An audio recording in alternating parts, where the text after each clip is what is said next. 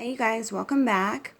I just thought we can have kind of like a Bible study type thing or discussion on some of these things. I was having a conversation with somebody the other day about the book of Revelation and all the things that are to come, what Christ says is going to, the signs that are going to appear, what John said he saw in his visions. But one thing I really had a hard time with before I really fully committed myself to Christ was I didn't quite understand the Bible and I didn't really understand what Revelation was all about. But the fact is, if you don't understand Genesis, the very beginning here, then you'll never understand Revelation. Okay, this is Genesis 6. If you've ever heard of the Nephilim, those were the giants in those days. And that's exactly why Christ poured the flood out upon the earth and spared Noah and his family. He didn't spare Noah because Noah was holy and better than everyone else. He spared Noah because Noah's bloodline was pure.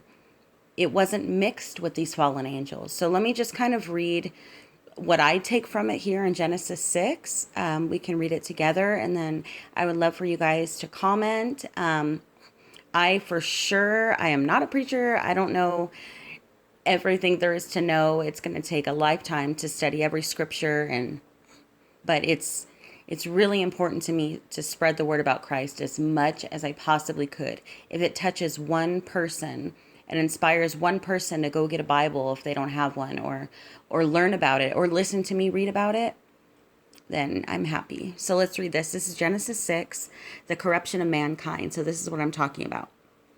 Now it came about when men began to multiply on the face of the land, and daughters were born to them, that the sons of God saw that the daughters of men were beautiful, and they took wives for themselves, whomever they choose. Then the Lord said, My spirit shall not strive with man forever, because he also is flesh. Nevertheless, his days shall be 120 years. So before this, it looks like people were living to be 500, 600 years old. And it's showing you here that when those angels were falling, when they were rebelling against God, they looked down and saw daughters of men. They saw that they were beautiful and attractive, and they wanted to go down there and make them their wives and mate with them and breed with them. So now the lifespan is shortened. The Nephilim were on the earth in those days and also afterward. Okay, so the Nephilim were still here, and I really still think they are still here. There's remnants of them. That's a whole nother video. But let's keep going. The Nephilim were on the earth in those days and also afterward, when the sons of God came into the daughters of men, and they bore children to them. Those were the mighty men who were of old, men of renown. So they had children, and those were the giants, the corrupted ones, corrupted bloodline. Then the Lord saw that the wickedness of man was great on earth, and that every intent of the thoughts of his heart was only evil continually. The Lord was sorry that he had made man on earth, and he was grieved in his heart. I would be too. The Lord said, I will blot out man who I have created from the face of the land, from man to animals, to creeping things, and to birds in the sky, for I am sorry that I have made them. But Noah found favor in the eyes of the Lord. These are the records of the generations of Noah. Noah was a righteous man, blameless in his time. Noah walked with God. Noah became the father of 3 sons, Shem, Ham, and Japheth. Now the earth was corrupt in the sight of God, and the earth was filled with violence. God looked on the earth, and behold, it was corrupt, for all flesh had corrupted their way upon the earth. Remember, mixed bloodlines, they still exist today. Then God said to Noah, The end of all flesh has come before me, for the earth is filled with violence because of them, and behold, I am about to destroy them with the earth. So he's telling us right here, you guys. Make for yourselves an ark of gopher wood. You shall make the ark with rooms, and shall cover it inside and out with pitch.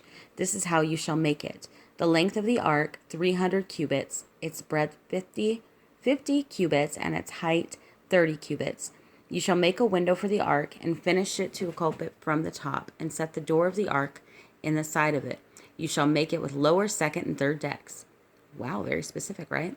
Behold, even I, am bringing the flood of water upon the earth to destroy all flesh, in which is the breath of life.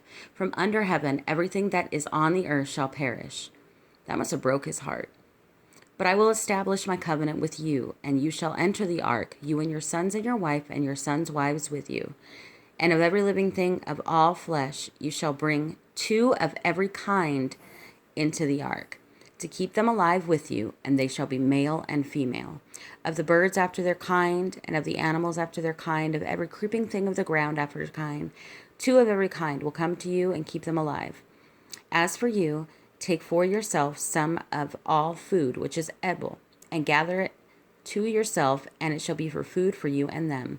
Thus Noah did, according to all that God had commanded him, so he did. And then this is the beginning of the flood when he enters into the ark. So if you just take that, Genesis 6, and you look at what is happening in the world today, it's amazing. The things, even in Revelation, it says, I'll do that video next. It says, as in the days of Noah, so shall it be in the coming of the Son of Man. Look what happened in the days of Noah. There was so much corruption of mankind. Blasphemy is at an all-time high. Look at the world right now. And Smithsonian, huge museum and company, and they have found bones of giants, in excess of 40 feet. And they describe them more in here. But they explain that many of them had 6 fingers and 6 toes. So take with that what you will, but they found bones before. They found 6 fingers, 6 toes on both feet, 666. There you go again. All these synchronicities. They've covered up finding the giants because that would blow evolution, their theory of evolution, straight out of the water. So I'd love to hear you guys' thoughts on this.